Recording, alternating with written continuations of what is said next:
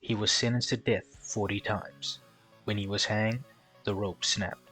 When put on the guillotine, the blade cracked. When skewered, the spear broke. Ultimately, he sank 9 different prison vessels. This meant that none of these people were capable of killing him, including himself. His hobby is suicide, and his name is Kaido.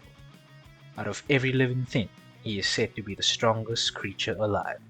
Land, sea, and air. If it's one-on-one, always bet on Kaido. These were the words that accompanied the explosive entrance of the King of the Beasts into the series. Now this banger introduction, along with the hundreds of chapters solely dedicated to setting the stage of a showdown with not just Luffy, but the dreams of the new generation of not only piracy, but the land of Wano, should have made it clear that across all of the sea, there is no one who is capable of defeating Kaido, at least in a fair one-on-one.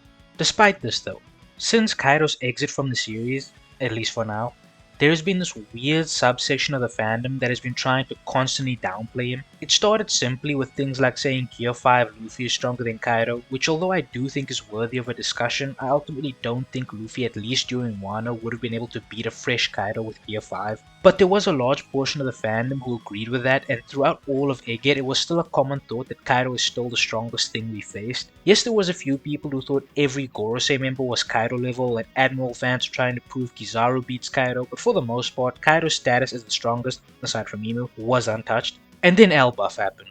Now I don't know what suddenly changed, but for some reason, ever since that chapter drop where baby Loki got flung into the underworld, there's been this weird narrative that Loki slams Kaido in every chapter. People have been trying to find any piece of evidence available to prove that. Like no joke, I've seen people say that because Loki and his dragon form is bigger, he must be stronger than Kaido, as if size has ever mattered in One Piece. And people are even misrepresenting chapter titles. Like that one chapter that was titled The Strongest Thing in the World, and that title was referring to love, since love has been a big theme in Elbaf. But the Kaido haters have been trying to say that the title is referring to Loki just to agenda push. Now it's really because of all this that I wanted to make a video to explain how strong Kaido really is, because it seems like people have forgotten.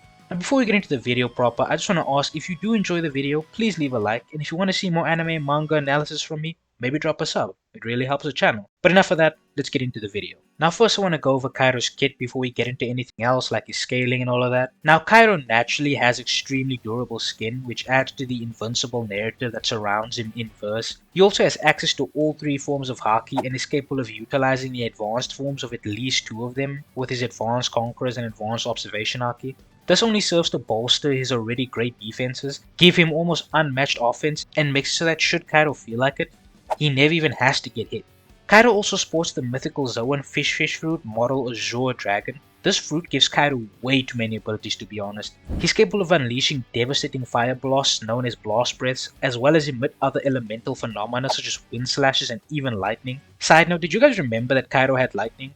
Like, this is one of his powers I generally forget he has a lot of the time, and I think it's probably because when he's fighting a rubber man, lightning isn't the most useful thing, but it's still crazy that he has this in his arsenal too. But yeah, all those times you've seen the purple lightning, it's not his Haki, it's actually one of his Devil Fruit abilities. Anyway, moving on. Kaido's fruit also grants him the ability to utilize flame clouds to both give himself a form of flight and apply this to other objects, as we've seen when he lifted the entire island of Onigashima. But okay, with his kit out of the way, let's get into how strong the strongest creature alive really is. Now I want to start with Kaido's endurance, because this is one of Kaido's most impressive attributes and somehow I see it downplayed constantly. Now you may be asking yourself, how is Kaido's endurance downplayed? Endurance was his entire thing during the raid, how are people downplaying it? And to that I say, you'd be surprised. For some reason, this weird misconception has formed that Kaido didn't take damage on the roof from anyone until Luffy showed up because of his raw durability, which is just a straight up lie. Kaido took damage from every single fight that night. He kept going just because he is an endurance monster. Yes, his durability is insane too, but it was getting bypassed all night, and despite that he would just not go down. But for some reason, despite the fact that we literally see him getting stabbed over and over and over again, and his crew literally says he's taking damage, you will still hear people say things like, Kaido was still basically at full HP when Luffy showed up, and took basically no damage until Gear 5 happened. Which not only is a straight up lie, but completely ignores the entire point of Oda throwing all these people at Kaido in the first place. To put this in Pokemon terms, Kaido has the highest defensive and HP stats in the game, and his opponents were all using moves that ignore his defense stats, but because he has so much HP, he just kept going. I feel like I had to address this because there's people who genuinely think that Kaido was almost full HP when he fought Gear 5 Luffy, and that's just insane to me because Kaido bleeds so much during the raid. I think they do this to both downscale Kaido and upscale Luffy, but it's just disingenuous. Now if we actually look at who Kaido fought, which keep in mind, Kaido took damage from all of this. He fought the Akazaya 9, then fought the 5 members of the Worst Generation, then fought a Luffy who awakened his Advanced Conqueror's Haki, then fought Yamato, then Luffy again, and then had to deal with Gear 5. After which Kaido straight up runs into Luffy's strongest attack and only then does he go down. Now in all of these fights, Kaido was taking hits on purpose and accumulating more damage than necessary. We know this because the Akazaya spend like 2 chapters completely dogging on Kaido, and then the moment he gets bored of them, he reverts to base and ends them. Then against the rooftop team, he literally invites them to attack him and stands there and lets it happen. He literally gives them compliments on their attacks after they land because of how much he's screwing with them. The first time he maybe dodges is when Zoro uses Enma, and he only does it because he senses Oden's presence in it and thinks something weird is happening.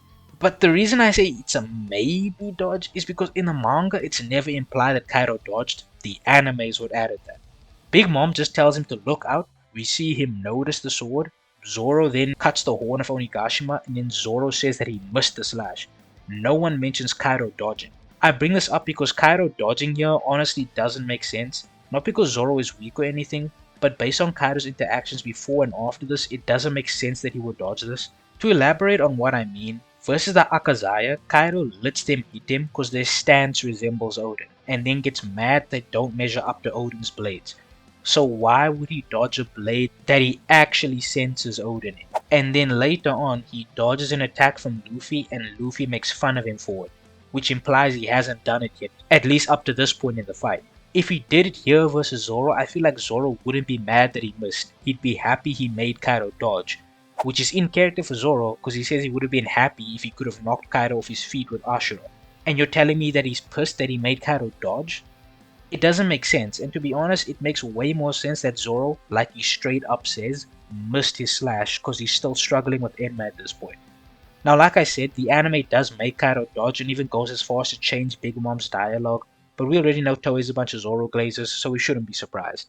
Sorry, that was a pretty long tangent, but I just wanted to drive the point home that Kaido just doesn't dodge most of the time even though he can, and so he was constantly accumulating damage, meanwhile his opponents kept getting stronger and stronger, and Kaido still almost came out on top, only losing because he let Luffy hit him, and he was also doing everything I just said while holding up an entire island. And it's been confirmed several times that Devil Fruit abilities use stamina, most notably with Law, so that was also affecting Kaido's performance. Now Kaido's speed is pretty quick and easy to discuss. He's one of the fastest people in the series by an insane margin since he was capable of blitzing Gear 5 Luffy numerous times. Keep in mind this is a weakened Kaido by the way, and he was constantly blitzing Luffy in Gear 5. Like it was so bad there were times when Luffy literally sees Kaido coming in for a swing and still gets hit. We've seen something similar happen when he literally announces to Law that he's coming, Law looks directly at him and Law still gets blitzed. This basically means that nobody in the series is going to be able to easily dodge Kaido, not even the speed demon Kizaru, since Luffy was still capable of combating Kizaru and intercepting his attacks, and the only time Kizaru definitively outsped Luffy was when he ran away, which is more of a travel speed thing. So since Kaido was blitzing Gear 5 Luffy, he should be able to easily match even the one commonly hailed by the fandom as the fastest in the verse. Kaido's offensive strength should speak for itself. At bare minimum, he's on par with Big Mom, though he's for sure stronger for reasons I'll explain a bit later. He's also capable of significantly damaging Gear 5 Luffy with each of his blows, which is impressive since very few people have been capable of dealing significant damage to Gear 5 Luffy since. Kizaru scratched Luffy once and then Luffy literally ate one of Kizaru's attacks, let it explode inside of him, and Luffy was completely fine after. Saturn hit him with an I-beam, which wasn't even enough to stop Luffy from throwing his punch. Monopoly Man roared off Luffy's stickers.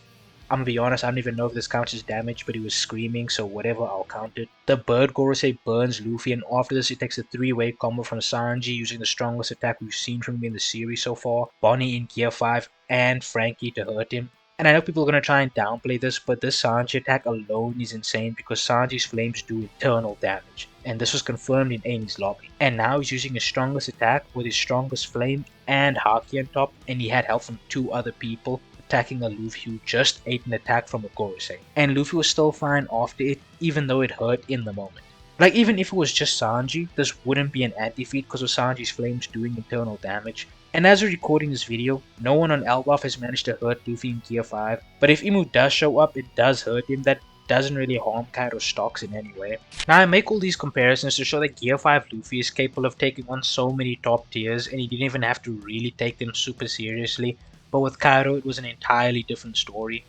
Luffy couldn't put Kaido down with normal attacks and was afraid his strongest attack would be dodged, which is why he grabbed Kaido in the first place, and Luffy's never been pushed like this in Gear 5 since. Now people are going to bring up the island buff, and I think that's perfectly fine, but these buffs are completely unquantifiable, and saying they would push Luffy way above Kaido I think is completely unfounded. At bare minimum, I think anything stats-wise Luffy is doing right now can be replicated by Kaido. Now up until this point, a lot of what I've said can be left up to interpretation, which I do acknowledge. So now I want to bring up the numerous statements that Kaido is indeed the strongest. Now of course this started in Kaido's official introduction in chapter 795, but many people are quick to dispel this as mere conjecture of the people in the One Piece world. Which is funny because when you even dare to say that same thing could be true for Mihawk, suddenly you're crazy. But anyway, moving on. There is way more than just a singular statement for Kaido.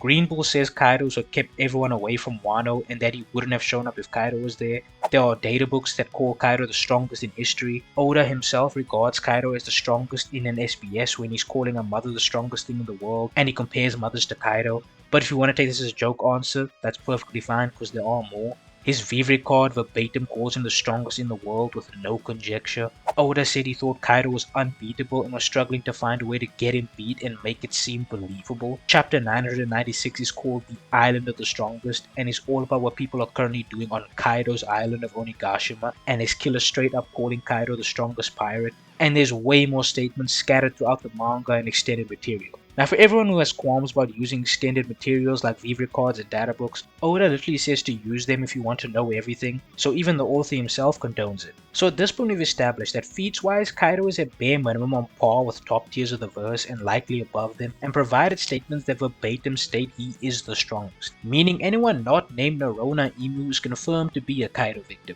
But that's going to be the end of this video. I hope I was able to convey just how monstrous Kaido was and would still be if he was still around, because the notion that he's been Power Cliff has become way too popular recently.